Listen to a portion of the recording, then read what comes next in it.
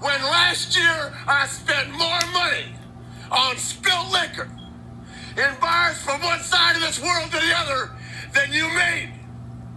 You're talking to the Rolex wearing, diamond ring wearing, kiss stealing, wheeling dealing, limousine right.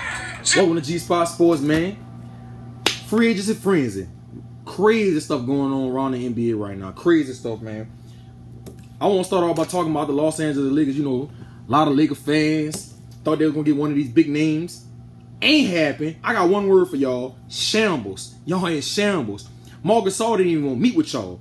He didn't even have enough respect for the Lakers organization to even meet with y'all. LaMarcus Aldridge met with y'all, and he ain't like the pitch.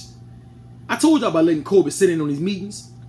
Now, don't shoot the messenger. I'm just telling y'all what I heard coming out of LA. A reliable source told me that Kobe was very, very pushy in the meeting with LaMarcus Aldridge. Very aggressive, arrogant, kept telling LaMarcus Aldridge how he could make him a champion if he just followed his path. Just telling him, trying to just school him like he's not an all-star player. You know what I mean? And we all know Kobe don't know how to talk to people. Phil said it in his book. Being a leader is not Kobe forte. It's not his forte. You know what I mean? So Mitch Kupchak, you know, I guess they too, you know, invested in Kobe to tell him, look, you can't sit in on these meetings no more. It's obvious that you're not making this a better situation for us when it comes to learn these free agents here. So how about you just stick to playing basketball and stop trying to sit on these meetings? The next problem for the Lakers is Jim Buss. You're bad, man, and you've been bad. I know Dr. Buss turned over in his grave. You would have thought his son could keep this team and his franchise to the prominent level that they've been all these years when Dr. Buss was living.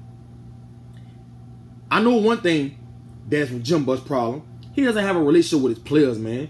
When you got an organization, especially like the Lakers, man, that's a prestigious franchise. You gotta have a relationship with them people, man. You gotta have a relationship with the ball boys. That's what kind of person Dr. Buss was. You know what I mean? He not that kind of person. You gotta make it like a family-oriented atmosphere. And not only that, you gotta get these players that's trying to come in to a market like LA and give them opportunities to make themselves a better businessman off the court.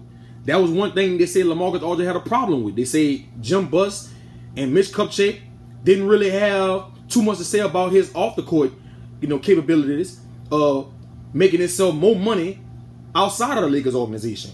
Why you think Shaq signed there in '96? Because y'all don't remember. The Lakers was bad around that time. That was around the time when Nick Van Exel was on his way out the door. You know, when he had stole off on the referee. You remember that? They had Eddie Jones on his way out the door. They just was bad. And Shaq signed them. And Kobe wasn't who he was yet. Phil wasn't even there yet. You know why Shaq signed up?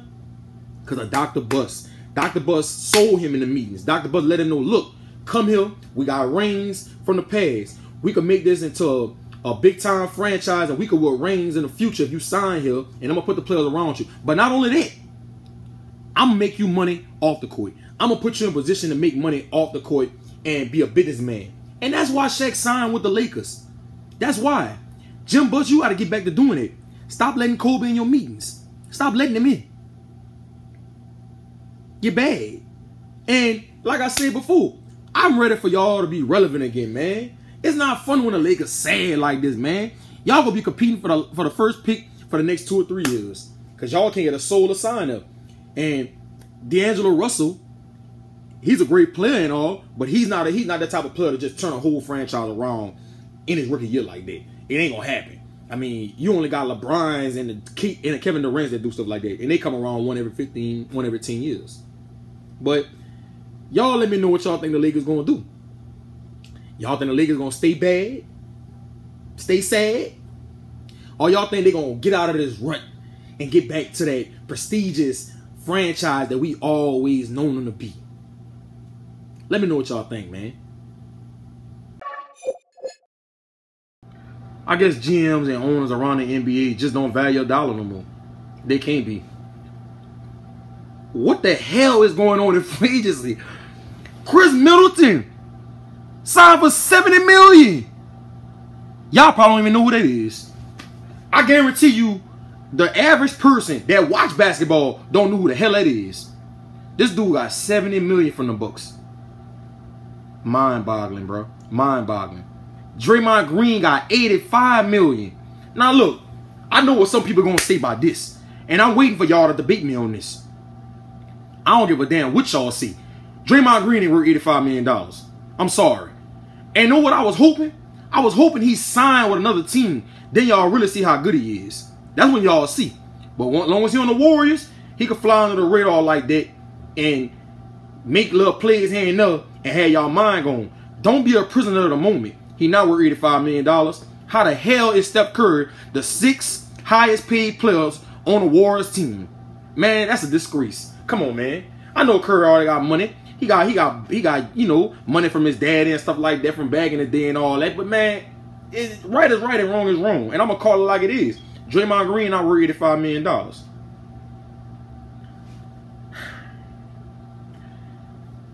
Okay, so DeMarre Carroll, $60 million. $60 million. DeMarre Carroll, the junkyard dog, is worth $60 million. I just don't understand. And look, don't misconstrue what I'm telling y'all right now. I'm not saying these players are sad, and I'm not even saying they bad. They're not worth that much money. I'm sorry. DeMarre Carroll wouldn't get $60 million if my life depended on it. He gonna go to the Raptors and be a regular player. You know what I mean? Like, what you gotta do to get money in this league now? I mean, all you gotta do is what? You know, I mean, I don't understand what's going on in the NBA right now. I'll tell you what. I know a lot of football players pissed off right now because they got a lot of football players is jealous of these contracts these mediocre players in the NBA are signing. I got a serious issue with this, bro, because it's watering the league down. To me. That's how I feel. Now, Monte Ellis, he signed with the Pacers for $44 million. See, I understand it. See, Larry Bird didn't overshoot his boundary with Downward, and he didn't lowball him. $44 million, I think Monte Ellis worth $44 million. Jimmy Butler. I think Jimmy Butler signed for $95. Now, I will say this. I think Jimmy Butler is a top-level player in this league. I still wouldn't give him $95 million. I'd have given him about $75, though. You know? At $95, I mean, y'all realize how much money I'm saying? $95 million? Bro. I don't know. It's just, it's something that's going, it's an epidemic that's going on in the league right now. Mediocre players are getting paid. Average players breaking the bank now. They breaking the bank. I'll tell you what, though. I do like that signing of Greg Monroe going to the Bucks. That's a great signing. I think that's going to play big dividends next season for the Milwaukee Bucks. They got Jabari Parker coming back. They got a nice young talented team. Michael Carter Williams. They got Henson. They still got I don't even know how you say his last name. Autotopunto. I think that's how you say his name. But they got him. He a stud. Now OJ Mayo coming back, but I don't really care for OJ Mayo. He equivalent to J.R. Smith to me. Kevin Love got $110 million.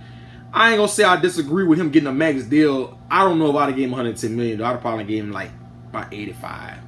You know, I mean, maybe somebody need to hire me as a GM or something, because I'll show y'all how to run a business and punch these numbers when it comes to signing these players. I guess y'all saying, I guess I wouldn't have nobody on my team because I'll be giving them lower money than these people offering them. Well, I guess that's what I'll have to do then, because I'm not gonna give certain players that kind of money. If I'm gonna give you $85 million, hold up, no, let me change my mind on what I just said. If I'm gonna give you over $60 million, you better make the All-Star team. We better get past the first round of the playoffs. You better be first team, at the least second team All-NBA. That's just how I feel. You know what I mean? Kudos to Kenyon Martin, man. He just retired. That was one of my favorite players when I was younger. When he was at Cincinnati, I'll never forget, man. I used to watch Cincinnati when he was there with Bob Huggins. Dude was just a monster. You know, I thought he was going to be one of the best power forwards ever when it's all said and done. But, you know, He was one of those players that came into the league, thought he could just rely on his athletic ability, and little did he know, you can't just rely on it. You got to be smart too. Why do you think Tim Duncan going into his 19th season? Now, LaMarcus Aldridge,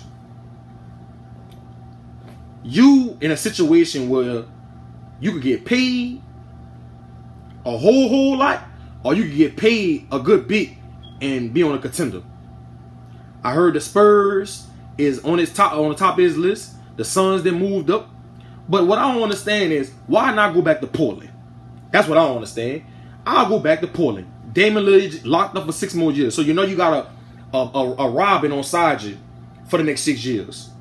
You're 30 years old. You still got about 4 or 5 years left in your prime. Let the Blazers get some more players to build around you. Because if you go with the Spurs, this is my thing. You sign with the Spurs, it ain't going to make no sense. Because I feel like it's going to be a 1-year thing. You go there, y'all win or y'all lose. Tim Duncan gone. Ginobili gone. And Pop gonna ride over to the sunset. If you sign with the Suns, I mean, you got a bunch of players on that team that don't know how to win. And I'm not really big on the head coach, Jeff Hornacek. He's been having a talented team. I know he in the West. He's been having a talented team for the last 2-3 years, and they have yet to make the playoffs. So, to me, you've been with Portland all your career. Y'all made the playoffs. Y'all made some strides. Y'all went to the second round last year when y'all put my Houston Rockets out when Damian Lillard made that fall-away 3. And they could give you the most money. That's just my opinion on it. That's why I think, you know, he should sign back with. I know Pat Riley trying to move in on this. I heard he had a dinner meeting with LaMarcus Aldridge last night, which don't make no sense to me. What y'all gonna have him and Bosh in the game at the same time? I mean, I guess you can't get away with that in the Eastern Conference. But y'all just let me know what y'all think about free agency. Do y'all think some of these players getting overpaid? Am I tripping? Or do y'all think they getting paid what they're supposed to get paid? Y'all let me know what y'all think, man. I see Mark Cuban and the Mavericks trying to make a little splash during free agency, huh? DeAndre Jordan just agreed to terms with him, 4 years, $80 million. And he turned down a 5-year, $109 million from the Clippers. And they're saying the reason why, this was coming out of Dallas. I'm just telling y'all, the sources coming out of Dallas saying, they're saying he took less money to play with the Mavericks because Mark Cuban and Rick Carlisle, when they sat with him in the meeting, they said they're going to feature him in the offense. I guess you got to do what you got to do to sign a big-time free agent, because ain't nowhere in the world I'm going to run my offense through DeAndre Jordan. Y'all better do what y'all was doing with Tyson Chandler or copycat what the Clippers did with him. DeAndre Jordan does not need plays called for him. But it's a good pickup, and that says a lot about, you know, the Mavericks and what Mark Cuban does every offseason. He always trying to make his team better.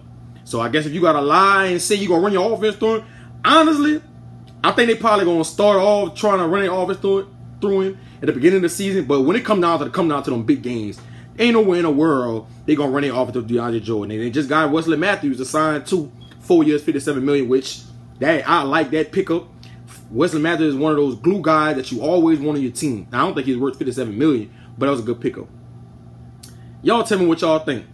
Y'all think the Clippers about to fall off from one of the elite teams in the West because of this signing of DeAndre Jordan to the Mavericks? Does this make the Mavericks a finals contender? Because I don't think so. A lot of analysts saying it. Y'all let me know what y'all think, man.